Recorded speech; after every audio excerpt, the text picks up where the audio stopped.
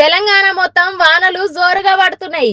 ఆగులు చెరువులు నిండి అలుగులు పోస్తున్నాయి. నాగర్ కర్నూలు జిల్లాలల్లా వానలు దంచుకొట్టుడుతోనే ఆగులు ఏడి కాడ పొంగి పొర్లుతున్నాయి పోరి. అయితే ఉయ్యాలవాడ చర్ల తిరుమలపూర్ ఊర్ల నడుమున్న వాగు రోడ్డు మీదికెళ్లి అలుగు పోస్తోంది. బడికి పోయిన పోరలు అవతల పక్క చిక్కిండ్రు.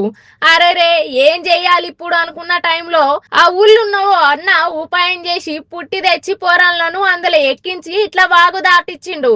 పుట్టి బండి మంచిగున్నదని పోరగాళ్ళు ఒక్క మురుసుడు కాదు పోర్రి.